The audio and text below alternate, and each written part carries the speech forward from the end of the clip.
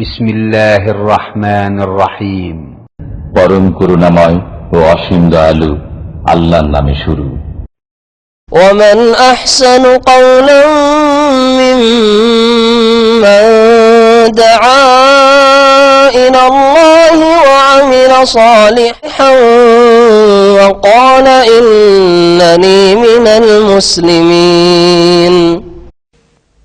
একদিন চলে যাব আমরা সবাই, থাকবো না আমরা কেহ, শুধু মাটির নিচে পড়ে রবে দেহ, শুধু মাটির নিচে পড়ে রবে দেহ। একদিন চলে যাব আমরা সবাই, থাকবো না আমরা কেহ, শুধু মাটির নিচে পড়ে রবে দেহ, শুধু মাটির নিচে পড়ে রবে দেহ। আসসালামু আলাইকুম ওয়া রাহমাতুল্লাহি ওয়া বারাকাতুহু। আলহামদুলিল্লাহি উলাল আজলাল ওয়াল ওয়াহিদিল ফারদিল কাদিমিল আউয়াল والصلاة والسلام على رسوله الأكرم وعلى آله وصحبه ومن تبعهم بإحسان إلى يوم الدين. أما بعد فأعوذ بالله من الشيطان الرجيم. بسم الله الرحمن الرحيم. قال تعالى في القرآن الحكيم: وما خلقت الجن والإنس إلا ليعبدون. وقال تعالى: ولقد أرسلنا نوحا إلى قومه فقال يا قوم اعبدوا الله ما لكم من إله غيره إني أخاف عليكم عذاب يوم عظيم. وقال تعالى: ولقد بعثنا في كل أمة رسولا أن اعبدوا الله واجتنبوا الطاغوت. প্রশংসা মাত্রই মহান রব্বুল আলামিনের জন্য, যার অশেষ মেহেরবানিতে আমরা বাদ ঈশা আজকের এই ইসলামী অনুষ্ঠানে উপস্থিত হয়ে কিছু ইসলামী কথা বলার ও শোনার সুযোগ পেয়েছি। আল্লাহ তৌফিক দিয়েছেন, এজন্য আল্লাহর প্রশংসা করি, বলি আলহামদুলিল্লাহ। দরুদ ও শান্তির ধারা বর্ষিত হোক নবী মুহাম্মদুর রাসূলুল্লাহ সাল্লাল্লাহু আলাইহি ওয়াসাল্লামের উপরে। অতঃপর সম্মানিত ভাই এবং বন্ধুগণ, আপনারা দীর্ঘদিন যাবৎ কিতাবুত তাওহীদের শরাহ ব্যাখ্যা শুনে আসছিলেন সম্মানিত শেখ মতিউর রহমান সাহেবের কাছে।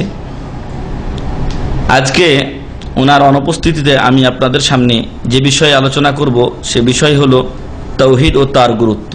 তাওহীদ ও তার গুরুত্ব বলার অপেক্ষা রাখে না যে তাওহীদের গুরুত্ব আপনারা ভালো করে বুঝেন ও জানেন বলেই তাওহীদ বিষয়ক একটি বইয়ের দার্সে সাপ্তাহিক নিয়মিত আপনারা উপস্থিত হয়ে আসছেন। এরপরও মানুষ মাত্রই ভুল করে, ভুলে যায়। আর এই জন্যই আজকে এ বিষয়ে কিছুটা আপনাদেরকে স্মরণ করিয়ে দেওয়া। মহান রব্বুল আলামিন বলছেন, ওয়াযাক্কির ফাইন্না যিকরা তানফাউল মুমিনিন। মুহাম্মদ সাল্লাল্লাহু আলাইহি ওয়াসাল্লাম, আপনি স্মরণ করিয়ে দিন, কারণ স্মরণ করিয়ে দেওয়া মুমিনদের উপকারে আসে। তো এই জন্য আজকের বিষয়টি মূলত আগের যে বিষয়গুলো আপনারা পড়েছেন সেই বিষয়গুলোকে স্মরণ করিয়ে দেওয়াই মূল উদ্দেশ্য। প্রথমত জানা দরকার যে তাওহীদ কাকে বলা হয়। তাওহীদ অত্যন্ত গুরুত্বপূর্ণ এক বিষয়। আর তাওহীদের সহজ সংজ্ঞা হলো সকল প্রকার ইবাদত একমাত্র আল্লাহর জন্য করার নামই হলো তাওহীদ। আরবি ভাষায় বলছেন তারা, ওয়া ইফরাদুল্লাহি তাআলা ফি জামিই আনওয়াইল ইবাদা। যত প্রকার ইবাদত আছে সবগুলো একমাত্র আল্লাহর জন্য করতে হবে, এটা হচ্ছে তাওহীদ। আর এই তাওহীদের যদি আপনি আরেকটু বড় বা একটু বিশ্লেষণমূলক ব্যাখ্যা করতে চান বা সংজ্ঞা দিতে চান, তাহলে হবে যে মহান রব্বুল আলামিনের প্রভুত্ব, যেটাকে আমরা বলছি আরবিতে রুবুবিয়াত, উলুহিয়াত তথা ইবাদত, এবং আল্লাহ তাআলার যত সুন্দর নাম ও গুণাবলী রয়েছে, এ সব কিছুতে আল্লাহকে একক বলে জানা ও মানার নাম হচ্ছে তাওহীদ। আর এই তাওহীদ এমন এক জিনিস যার জন্য এই পৃথিবীকে আল্লাহ তাআলা অস্তিত্ব দিয়েছেন। তাওহীদের অনেক গুরুত্ব আছে। আমরা বললাম যে তাওহীদ ও তার গুরুত্ব। তাওহীদ সম্পর্কে আমরা জানতে পারলাম, তাওহীদ হলো আমাদের পক্ষ থেকে যত ইবাদত হবে সবগুলোই একমাত্র আল্লাহর জন্য করতে হবে। এখন ইবাদত কি? ইবাদত হলো এমন কিছু বাহ্যিক ও আভ্যন্তরীণ কথা ও কাজের সমষ্টি যেগুলো মহান রব্বুল আলামিন পছন্দ করেন এবং তাতে তিনি সন্তুষ্ট হন। অনেক লোককে যদি জিজ্ঞাসা করেন ইবাদত ইবাদত ইবাদত, এই শব্দটার সাথে আমরা ডাল ভাতের মতো পরিচিত, বরং নিজের বাপ মার চাইতে হয়তো ইবাদতটাকে, এই শব্দটাকে বেশি চিনি, এরকম অবস্থা। অথচ তাকে যদি বলেন যে ইবাদত কাকে বলা হয়, তাহলে দেখবেন ইবাদতের সংজ্ঞা অনেকেই বলতে পারবেন। তো ইবাদত হলো এমন কিছু বাহ্যিক ও আভ্যন্তরীণ কথা ও কাজের সমষ্টি যেগুলো মহান রব্বুল আলামিন পছন্দ করেন এবং তাতে তিনি সন্তুষ্ট হন, এই সমষ্টিকে বলা হয় ইবাদত। আর এই ইবাদতগুলো একমাত্র হতে হবে আল্লাহর জন্য। এক্ষণে আমি যে নামাজ পড়ি, নামাজ ইবাদত। রোজা ইবাদত, যেটা আমাদের সামনে আসছে। তারপরে যে তৌহিদের কথা বলছি, এই তৌহিদটাও ইবাদত। অতএব তৌহিদকে খালেস করতে হবে, একনিষ্ঠ করতে হবে একমাত্র আল্লাহর জন্য। আমরা দোয়া করি, প্রার্থনা করি, চাই, এই চাওয়াটা ইবাদত। অতএব যে সকল বস্তু আল্লাহ ছাড়া কেউ দিতে পারে না বা পারেন না, সেই সকল বস্তু ও জিনিস আল্লাহ ছাড়া অন্যের কাছে চাওয়া যাবে না। কেউ যদি চায় তখনই সে শিরিক করবে। জবাই করা একটা ইবাদত, এই জন্য এই জবাই হতে হবে একমাত্র আল্লাহর নামে। আল্লাহ ছাড়া অন্যের নামে কেউ যদি জবাই করে তাহলে ওই জন্তু খাওয়া যাবে না এবং সেটা শিরিকে রূপান্তরিত হবে বা পরিণত হবে। এমনই নজর করা ইবাদত। নজর, যেটাকে আমরা বাংলায় বলছি মানত, আন-নাজর ইবাদা। এই মানত করা, নজর মানা ইবাদত। অতএব আপনি যদি নজর মানেন তাহলে আল্লাহর উদ্দেশ্যেই মানতে হবে, যে আমি আল্লাহর রাস্তায় এত টাকা দান করার নিয়ত করেছি, অথবা যদি আমার এই বিষয়টা আল্লাহ তাআলা দেন আমাকে, তাহলে আমি আল্লাহর রাস্তায় 10 টাকা 5 টাকা দান করব বা 10 জন লোককে খাওয়াবো। এটা আল্লাহর উদ্দেশ্যেই হতে হবে। কেউ যদি এখন এরকম নিয়ত করে যে আল্লাহ তাআলা যদি আমাকে এই জিনিস দেন তাহলে আমি অমুক বাবার দরবারে 2টা গরু দিয়ে দিব, তাহলে সে শিরিক করবে। ফরিয়াদ করা, এটা ইবাদত। ফরিয়াদ বলতে বিপদে উদ্ধার কামনা করা, আরবিতে এটাকে বলছে ইস্তেগাসা। কোনো ব্যক্তি বিপদে পড়তেই পারে, স্বাভাবিক। বিপদে পড়ে যাকে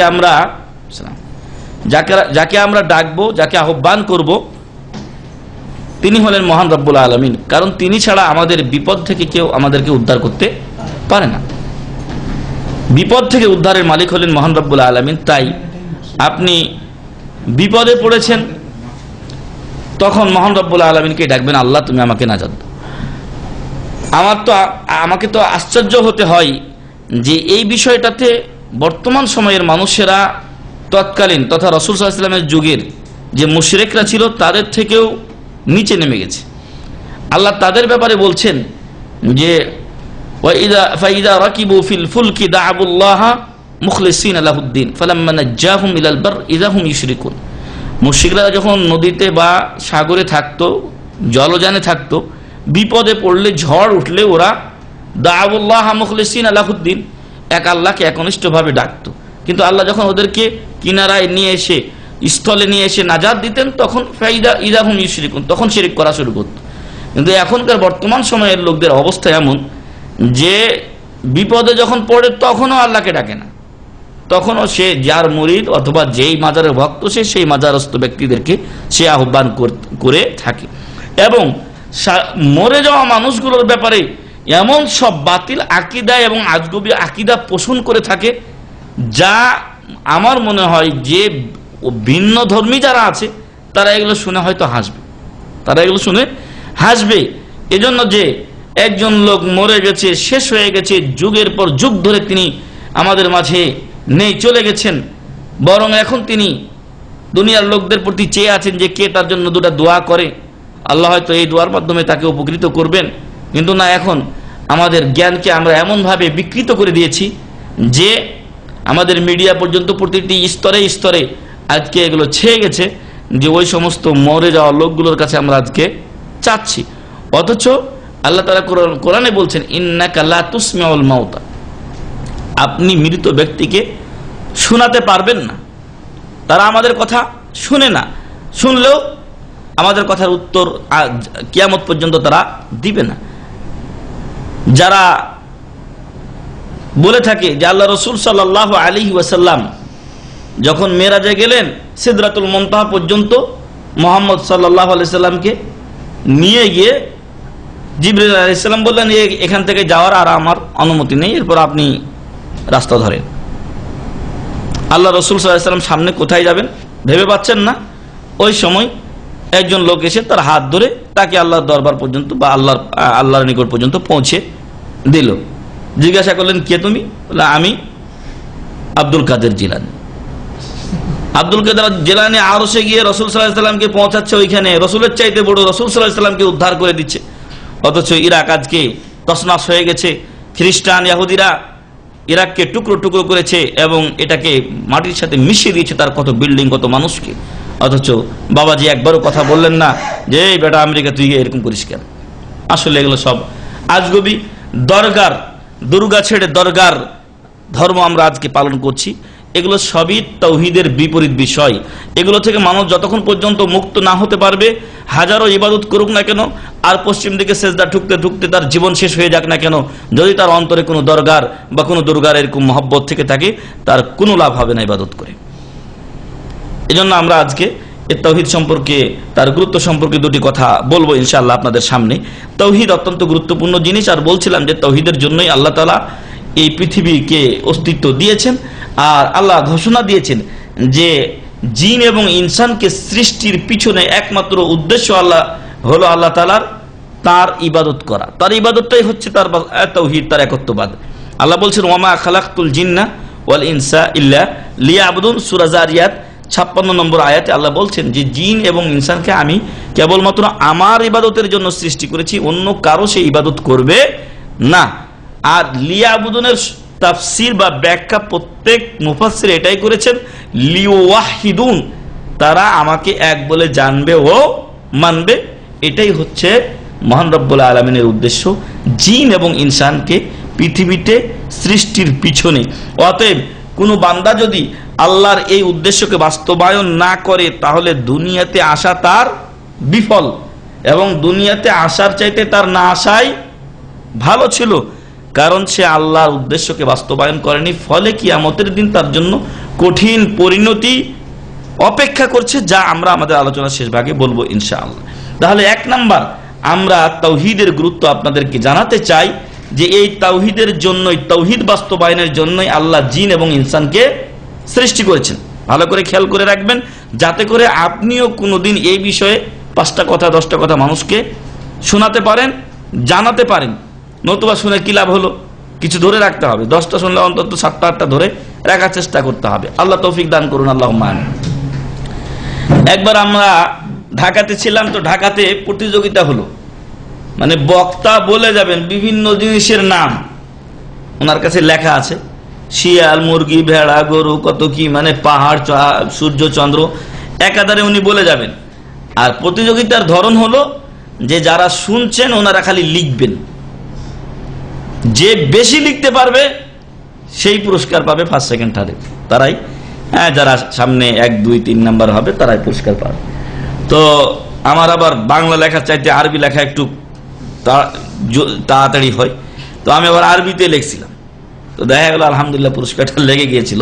তো এই জন্য বলছি যে যেগুলো শুনছেন এগুলো কিছু ধরে রাখার চেষ্টা করুন, আল্লাহ তৌফিক দান করুন, আল্লাহুম্মা আমিন। তো 1 নাম্বার বললাম যে তাওহীদ বাস্তবায়নের জন্য আল্লাহ জিন ইনসানকে সৃষ্টি করেছেন। দলিল সূরাতুজ যারিয়াত 56 নম্বর আয়াত। সূরা নাহলের 36 নম্বর আয়াতে আল্লাহ তাআলা বলেছেন যে এই পৃথিবীতে আল্লাহ তাআলা অনেক নবী ও রাসূল প্রেরণ করেছেন, তাদের প্রেরণের উদ্দেশ্য হচ্ছে এই পৃথিবীতে আল্লাহর তাওহীদ বাস্তবায়িত হবে। এক আল্লাহর ইবাদত চলবে, আল্লাহর হুকুম চলবে, আল্লাহর বিধান চলবে, আল্লাহর ক্ষমতা চলবে, আল্লাহই ক্ষমতার উৎস, আল্লাহই ক্ষমতার উৎস। আবার আল্লাহই মানুষের যে ক্ষমতা দিয়েছেন সেটাকে ধ্বংস করতে পারেন। কুল্লু মান আলাইহা ফান ওয়া ইয়াবকা ওয়াজহু রাব্বিকা যুল জালালি ওয়াল ইকরাম। পৃথিবীতে যতই শক্তিশালী ব্যক্তি, বস্তু, জীব, জন্তু যাই থাকুক না কেন, সবগুলো একদিন ধ্বংস হবে, নষ্ট হবে। সেগুলো নষ্ট করবেন কে? মহান রব্বুল আলামিন। তার ক্ষমতার উপরে আর কোনো ক্ষমতা নেই। কিন্তু এই ক্ষেত্রে শিরকের আড্ডাখানা বসেছে আমাদের দেশে। জনগণ সকল ক্ষমতার উৎস, জনগণের উপরে কাঁঠালটা রেখে ওরা খেতে পারে, এই জন্য জনগণকে ক্ষমতার উৎস করছে, তারপরে জনগণের মুখে পেটে সব জায়গায় লাথি। তো এটা আসলে তাওহীদের সম্পূর্ণ পরিপন্থী বা বিরোধী কথা এবং শিরকি কথা। জনগণ সকল ক্ষমতার উৎস। এই যে এখন টর্নেডো বা কিছু চলছে, যে এই নিম্নচাপ চলছে, জনগণের বাপ আসক্ত এই নিম্নচাপ দূর করতে পারে নাকি যদি আল্লাহ তাআলা দূর না করেন? তো আসলে এগুলো তাওহীদ পরিপন্থী কথা। আমাদের দেশে তাওহীদ খুব কম সংখ্যক মাদ্রাসাতেই লেখাপড়া করানো হয়, আর স্কুল কলেজগুলোতে তো তাওহীদের তও নাই। এই জন্য আমাদের দেশের লোকেরা আস্তে আস্তে তাওহীদ থেকে আরো দূরে সরে যাচ্ছে। আর একটু আগে যে বললাম যে পীর ফকির মাজার, এই আড্ডাগুলো সব শিরকি আড্ডা। ওই আড্ডাতে পড়ে মানুষ মনে করছে যে একদিনই কিছু করে নিলাম দিয়ে জান্নাত চলে যাব। না, আফা হাসিবতুম আন তাদখুলুল জান্নাতা ওয়ালাম্মা ইয়াতিকুম মাসালুল লাযিনা খালাউ মিন ক্বাবলিকুম, মনে করছেন যে জান্নাতে চলে যাবেন, অথচ আগের নবীগণ উম্মাতগণ যে কষ্ট করেছেন সেই কষ্টের কোনো কিছুই তোমাদের কাছে আসবে না। এত সোজা দুনিয়া নেয়ামত তো থাকবেন, আর আপনি মনে করবেন জান্নাতে চলে যাব। তাউস বিন কাইসান রাহমাতুল্লাহ আলাইহিকে খলিফা ওয়ালিদ বিন আব্দুল মালিক তিনি জিজ্ঞাসা করেছিলেন যে আচ্ছা তাউস বিন কাইসান বলেন তো, তাউস বিন কাইসান ইয়ামানের প্রখ্যাত তাবিঈ ছিলেন, আর খলিফা আব্দুল মালিক ইবনে মারওয়ানের ছেলে ছিলেন ওয়ালিদ বিন আব্দুল মালিক। ওয়ালিদ বিন আব্দুল মালিক তখন খলিফা, মুসলিম জাহানের অর্ধ যে জাহান, ওমর রাদিয়াল্লাহু আনহু খেলাফত চালিয়ে গেছিলেন, তার সিংহভাগ তখনও মুসলমানদের আওতায় ছিল। তো উনি জিজ্ঞাসা করছেন যে বলুন তো আমরা মরতে ভয় পাই কেন? আমরাও মরতে ভয় পাই। এখন মরার কথা আসলে এখানে কিছু মরার মতো দেখলে, আগুন দেখলে, অথবা যদি কারেন্টের কোনো কিছু বিভ্রাট ঘটেছে আমরা দেখি, তাহলে সবাই আমরা পালানোর জন্য চেষ্টা করব। অর্থাৎ মওতকে আমরা সবাই ভয় পাই, পরকালে আমরা যেতে চাই না। কিন্তু সাহাবায়ে কেরামের চরিত্রটা ছিল ভিন্ন ধরনের। ওনারা আল্লাহর লেখাকে, আল্লাহর মহব্বতকে কি করতেন? পছন্দ করতেন। আপনারা জানেন রাসূল সাল্লাল্লাহু আলাইহি ওয়াসাল্লাম তার শেষ জীবনে বলেছিলেন একদিন যে আল্লাহ তাআলা তার এক বান্দাকে ইখতিয়ার দিয়েছিলেন দুনিয়ায় আজীবন থাকার জন্য, আর আরেকটা ইখতিয়ার ছিল যে এই দুনিয়ার এটা বাদ দিয়ে আল্লাহর কাছে যেটা আছে সেটা সেখানে চলে যাওয়ার জন্য। তো ফাখতারা মা ইনদাল্লাহ, আল্লাহর ওই বান্দা আল্লাহর কাছে যেটা আছে সেটাই তিনি গ্রহণ করেছেন। কথা শুনে আবু বকর রাদিয়াল্লাহু আনহু কাঁদতে শুরু করেছিলেন, আর সেটা আর ওই ব্যক্তি ছিলেন নবী মুহাম্মদুর রাসূলুল্লাহ সাল্লাল্লাহু আলাইহি সাল্লাম। আর আল্লাহর কাছে যেটা আছে মানে তিনি মৃত্যুবরণ করে আল্লাহর কাছে জান্নাতে চলে যেতে চান, সেটাই তিনি ইখতিয়ার করেছিলেন। তাউস বিন কাইসানকে বললেন ওয়ালিদ বিন আব্দুল মালিক যে ব্যাপার কি, মানুষজন আমরা মরণকে ভয় পাই, মরতে চাই না, আর দুনিয়াকে আমরা বেশি মহব্বত করি। তখন তিনি বলেছিলেন যে কারণ একটাই, যে পরকালকে আমরা নষ্ট করে দিয়েছি, আমরা পরকালকে নষ্ট করে দিয়েছি, আর দুনিয়াকে আমরা আবাদ করেছি। মানুষ তো সেখানে যেতে চায় যেখানে গিয়ে কিছু পাবে, আরাম আয়েশ থাকবে। তো ওই জন্য আমরা আমাদের পরকালে যেহেতু কিছু নেই, তাই আমরা পরকালে যেতে ভয় পাই, আর দুনিয়াতে যেহেতু বাড়ি গাড়ি কিছু করছি এই জন্য দুনিয়াকে আমরা মহব্বত করি। কিন্তু আগের যুগের সালফে সালেহিন তারা পরকালকে আবাদ করেছেন দুনিয়াকে নষ্ট করে। দুনিয়ার কোনো কিছু তাদের চাই না, দুনিয়া চলে যাক। এই জন্য দেখেছেন ওমর রাদিয়াল্লাহু আনহু তার মালের সম্পূর্ণ অর্ধেক নিয়ে এসেছেন। আবু বকর রাদিয়াল্লাহু আনহুর কাছে যখন হিজরত করেন 5000 দিনার বা দিরহাম ছিল, দিনার স্বর্ণ মুদ্রা ছিল, ওই 5000 দিনার নিয়েই তিনি রাসূল সাল্লাল্লাহু আলাইহি ওয়াসাল্লামের সাথে হিজরত করেছিলেন। যখন আবু কুহাফা রাদিয়াল্লাহু আনহু পরবর্তীতে ইসলাম গ্রহণ করেছেন, তার পিতা বার্ধক্য অবস্থায় ছিলেন, চোখে ভালো করে দেখতেন না। আয়েশা সিদ্দিকা অথবা আসমা বলছেন আবু বকর রাদিয়াল্লাহু আনহুর মেয়ে, যে দাদা জিজ্ঞাসা করলেন যে আবু বকর কি সব টাকাগুলো নিয়ে গেছে নাকি তোমাদের জন্য কিছু রেখে গেছে? বলছে না না দাদা, বাবা রেখে গেছেন তো, কিছু নিয়ে যাননি। বলছে কই আমাকে দেখাও একটু, না হলে আমার বিশ্বাস হয় না, আমার মনে হয় ও নিয়েই গেছে।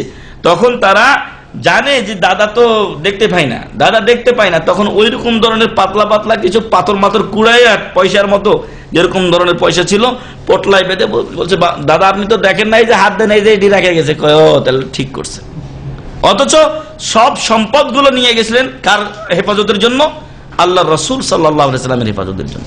তারপর আপনারা জানেন যে যেই যুদ্ধে আবু বকর রাদিয়াল্লাহু আনহু ওমর রাদিয়াল্লাহু আনহু অর্ধেক মাল দিয়েছিলেন, সেই যুদ্ধে আবু বকর রাদিয়াল্লাহু আনহু তার বাড়ির সবকিছু নিয়ে চলে এসেছিলেন।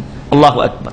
পরকাল আবাদ করেছেন, পরকালে যেতে তাদের কোনো ভয় নেই, কিন্তু আমরা দুনিয়া নষ্ট করেছি, দুনিয়া আবাদ করেছি, পরকাল নষ্ট করেছি বলে পরকালে যেতে আমাদের বড় ভয় হয়। যাই হোক, যে কথা বলছিলাম যে আল্লাহ তাআলা এই পৃথিবীতে অনেক নবী ও রাসূল প্রেরণ করেছেন, তাদের পাঠানোর পিছনে একমাত্র উদ্দেশ্য ছিল যে এই পৃথিবীতে তাওহীদ বাস্তবায়িত হবে, এক আল্লাহর ইবাদত হবে, অন্য কারো ইবাদত চলবে না। তাই আল্লাহ বললেন ওয়ালাকাদ বা'আসনা ফি কুল্লি উম্মাতির রাসূলা, আমি প্রত্যেক উম্মাতের কাছে একজন করে রাসূল প্রেরণ করেছি। কেন? এই মর্মে, এই আদেশ দিয়ে, এই প্রত্যাদেশ দিয়ে, এই হুকুম দিয়ে, আনি ইবুদুল্লাহ, তোমরা সকলে একমাত্র আল্লাহর ইবাদত করবে, ওয়াজতানিবুত তাগুত, আর আল্লাহ ছাড়া যাদের এই দুনিয়াতে ইবাদত চলছে সেই ইবাদত গুলো থেকে তোমরা নিজেরা বেঁচে থাকবে, পরহেজ করবে। অথচ আজকে দুনিয়ার বেশিরভাগ লোক আল্লাহ ছাড়া অন্যের ইবাদতে মশগুল। যারা বিধর্মী তাদের কথা বাদই দেন, যারা মুসলমান আজকে 150 কোটি বা 200 কোটি মুসলমান যাই ধরেন না কেন, তাদেরও অধিকাংশ লোক আজ গায়রুল্লাহর পূজায় ব্যস্ত। আজকে শতকরা নামাজি 6 জন, এই 6 জনের ভিতরে তো হাজারো মতের লোক, তারপরও মাত্র 6 জন। হিসাব করে দেখেন যে কয়জন লোক আজকে আল্লাহর ইবাদত করছে। তো এই জন্য আল্লাহ ও রাসূল, আল্লাহ তাআলা রাসূলদেরকে যে মিশন দিয়ে পাঠিয়েছিলেন সেটা হচ্ছে তাওহীদ বাস্তবায়ন। অতএব এটা একটা গুরুত্বপূর্ণ বিষয়, নতুবা এতগুলো রাসূল এবং নবীকে পাঠানোর কোনো উদ্দেশ্য ছিল না, মাত্র একটা কাজ, আল্লাহর ইবাদত করা আর তাগুতের পূজা থেকে দূরে থাকা। 1,24,000 নবী ও রাসূল এসেছিলেন, এটা সহিহ মত। 1,24,000 নবী ও রাসূল এসেছেন, তার মধ্যে 300-এর অধিক বা 315 জনের মতো রাসূল।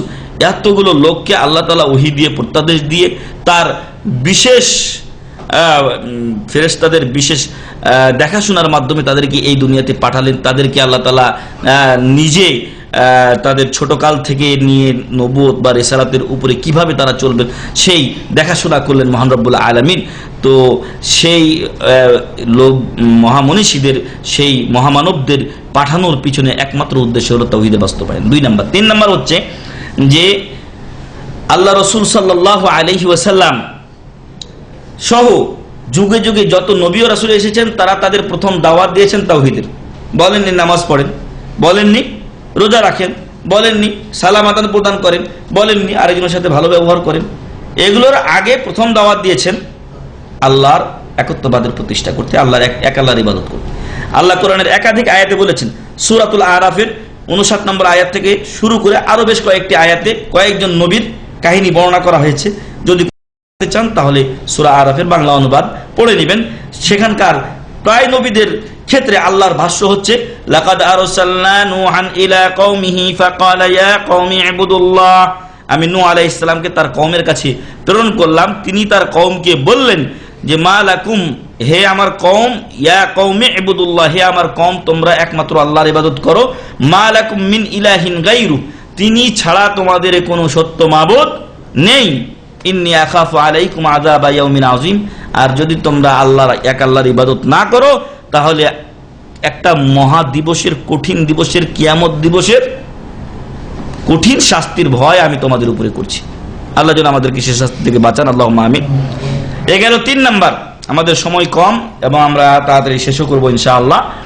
তাওহীদ এমন এক গুরুত্বপূর্ণ জিনিস যে আমাদের কোরআনে যে প্রথম আয়াতটা নাজিল হয়েছিল, আমাদের নবী মুহাম্মদ সাল্লাল্লাহু আলাইহি ওয়াসাল্লামকে প্রথম নবী যেই আয়াত দিয়ে বানানো হয়েছে সেই আয়াতটাও ছিল তাওহীদ সম্বলিত।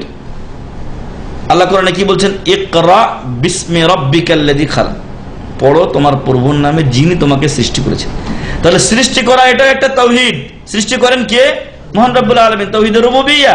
আর একটা হচ্ছে তাওহীদে উলুহিয়্যা, বিইসমি রাব্বিক, পড়বেন কার নামে? আল্লাহর নামে। অতএব কোন কাজ শুরু করবেন আল্লাহর নামে। তাহলে আল্লাহর নামে শুরু করা তাওহীদ কিনা? আল্লাহর নামে শুরু করা তাওহীদ। আপনি গরু মহিষ কিছু জবাই করতে যাচ্ছেন, বিসমিল্লাহ না বলে যদি বিসমে হোবাল, বিসমে লাত, বিসমে উজ্জা অথবা হিন্দুদের কোনো দুর্গার নাম নিয়ে নেন, বাবা প্রচলিত কোনো দরগার নাম নিয়ে নেন, তাহলে আপনার কুরবানি নাজায়েজ হয়ে যাবে, আপনি এটা খেতে পারবেন না, হারাম হয়ে যাবে আপনার জন্য। অতএব আল্লাহর নাম নিয়ে কোনো কাজ শুরু করা এটাও তাওহীদ। আর এর মাধ্যমে আল্লাহ তাআলা তার প্রিয় হাবিব মুহাম্মদ সাল্লাল্লাহু আলাইহি ওয়াসাল্লামকে নবী বানিয়েছেন। 4 নাম্বার। 5 নাম্বার হচ্ছে যে আমরা জানি ইসলামের রুকন বা পিলার কয়টা? 5টা।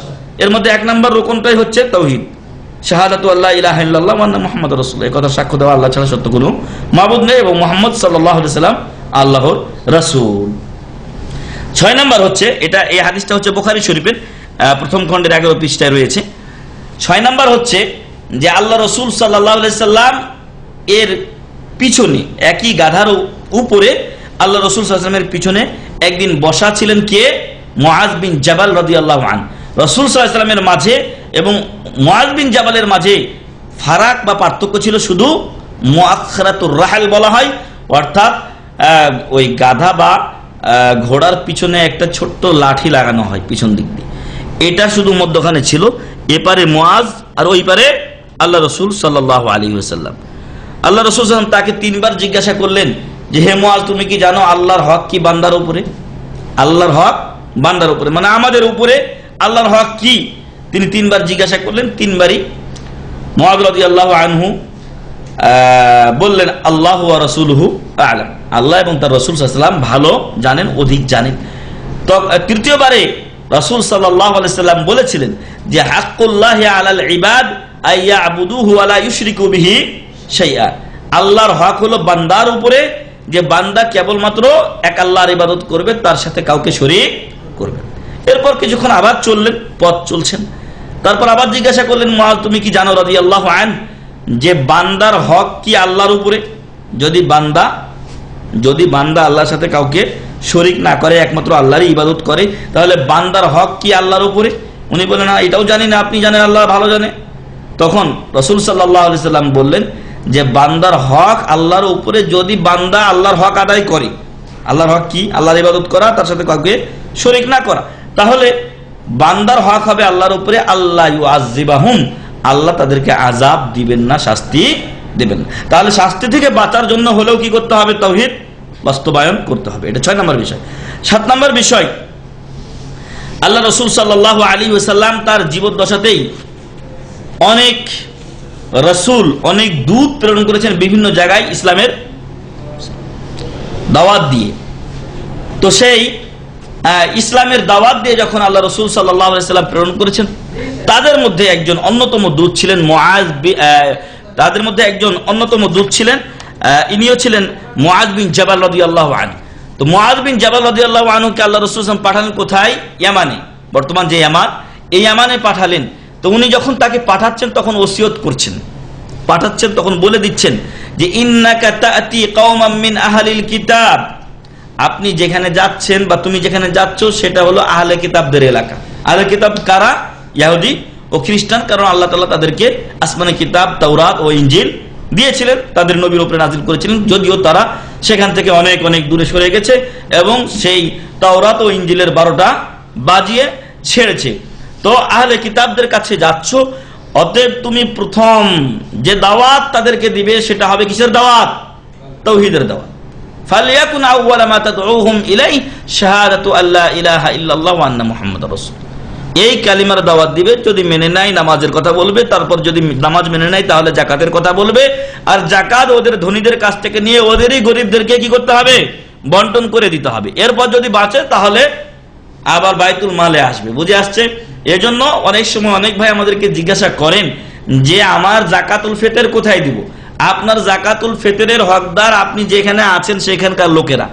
যদি এখন এখানে আপনি মিসকিন না পান তাহলে আপনি আপনার দেশে ট্রান্সফার করতে পারেন, কিন্তু আউয়াল হকদার হলো এখানকার ফকির মিসকিন যারা আছেন তারা। যাই হোক, তো মুআয বিন জাবাল রাদিয়াল্লাহু আনহুকে আল্লাহ রাসূল সাল্লাল্লাহু আলাইহি ওয়াসাল্লাম দূত হিসেবে পাঠাচ্ছেন, লড়াইয়ের আদেশ দিয়ে পাঠাচ্ছেন। আর প্রথম ওসিয়ত হচ্ছে যে প্রথমে তাওহীদের দাওয়াত দিবে, মেনে নিলে তাহলে ওদের বিরুদ্ধে লড়াই কি হবে? বন্ধ হয়ে যাবে।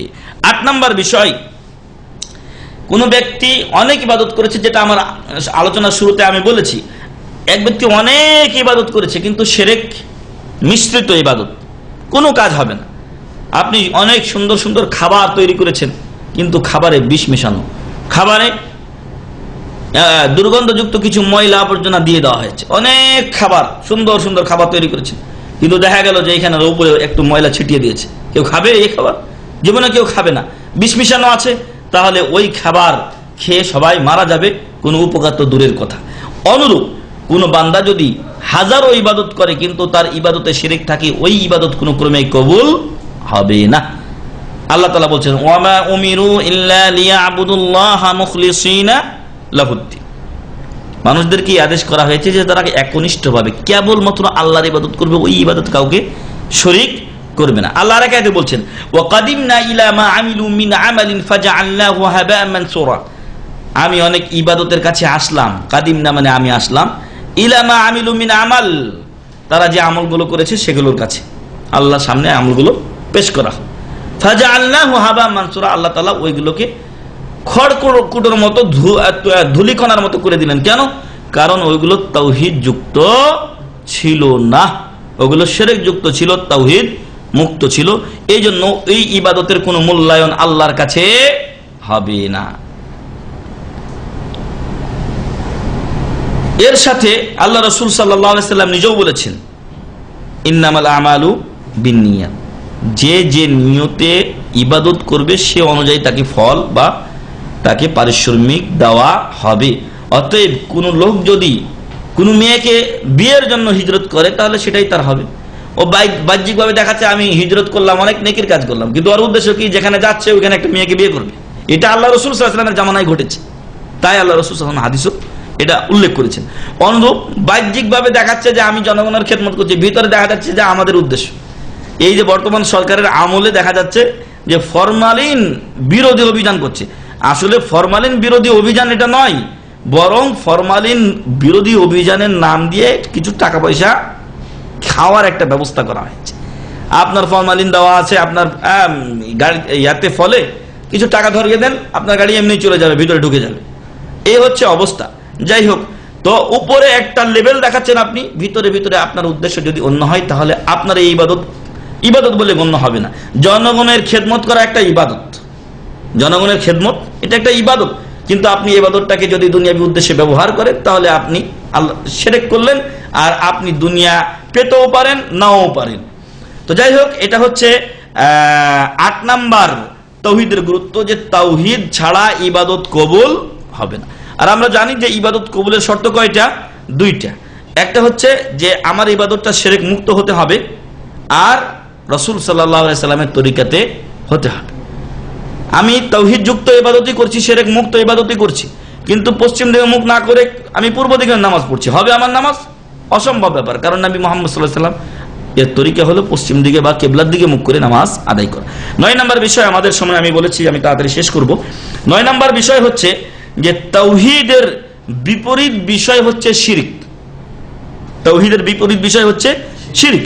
এখন একটা লোক তাওহীদ পালন করছে, খুব ভালো কথা, কিন্তু তাওহীদ পালন না করে যদি শিরকে চলে যায় তাহলে ওর সকল আমলগুলো ধ্বংস হয়ে যায়। আল্লাহ তাআলা কোরআনে বলছেন ওয়ালাকাদ উহিয়া ইলাইকা ওয়া ইলাল্লাযিনা মিন ক্বাবলিক, আপনার কাছে এবং আপনার পূর্বে যত নবী ও রাসূল এসেছেন সকলের কাছে এই মর্মে ওহী করা হয়েছে যে লাইন আশরাকতা লা ইয়াহবাতান্না আমালুক, আপনি যদি শিরক করেন, আর আল্লাহ রাসূল সাল্লাল্লাহু আলাইহি সাল্লাম শিরক থেকে 2000 কিলোমিটার বা তারও চাইতে অনেক দূরে, তারপর তার ব্যাপারে বলা হয়েছে, তাহলে অন্যের ব্যাপারে কতটুকু সাবধান ও সতর্ক হওয়া উচিত। লাইন আশরাকতা লা ইয়াহবাতান্না আমালুক, আপনিও যদি শিরক করেন আপনার সকল আমল কি হবে? নষ্ট হয়ে যাবে। ওয়ালা তাকুনান্না মিনাল খাসিরিন, শুধু তাই না আপনি ক্ষতিগ্রস্তদের কাতারে শামিল হবেন।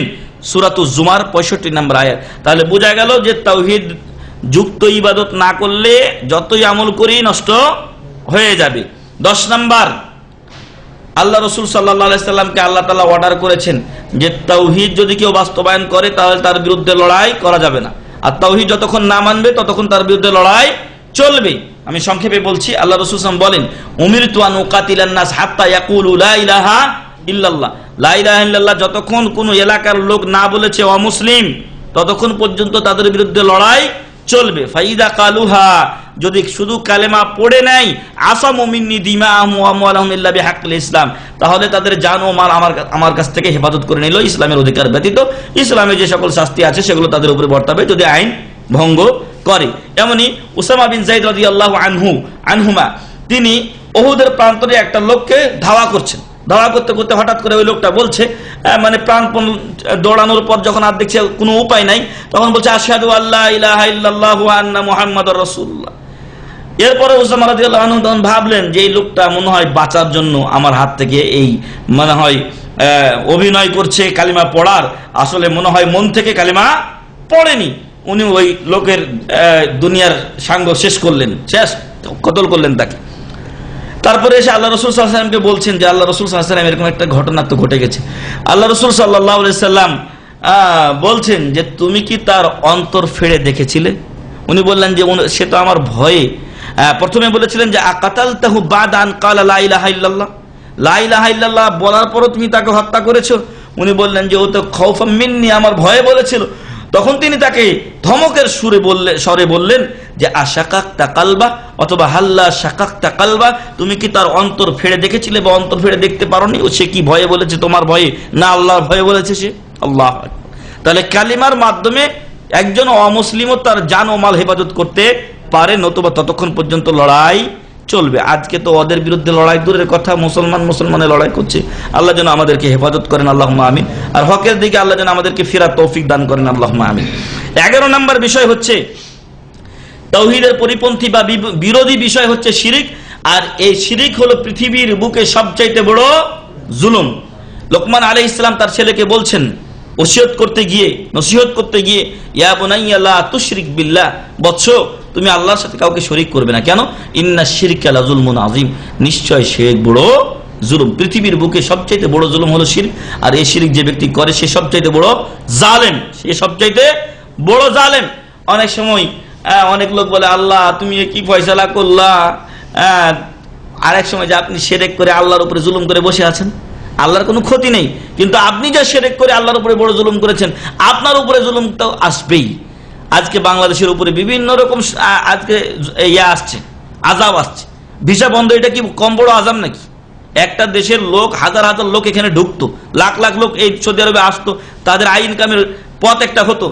যে লোক বকলম এখানে এসে রোড ঘাট ঝাড় দিয়ে তারপরে দেখা যাচ্ছে 2-2.5 রিয়াল কামিয়ে নিচ্ছে, বাংলাদেশে কে তাকে 2-2.5 রিয়াল দিবে ওখানে? তো এটা একটা আযাব আমাদের উপরে, বিভিন্ন দেশের ভিসা বন্ধ হয়ে যাওয়া। তারপরে আপনি যখন এখানে আসছেন বা বিভিন্ন দেশে যাচ্ছেন, একটা বিশেষ হয়রানি কিন্তু আমাদেরকে হতে হচ্ছে। এখন বাংলাদেশে যারা হয়তো নতুন আসছেন বা ছুটি থেকে ঘুরে আসছেন, তারা দেখেছেন যে আবার নতুন ওখানে আরে মেলা ঝামেলা পাকিয়েছে।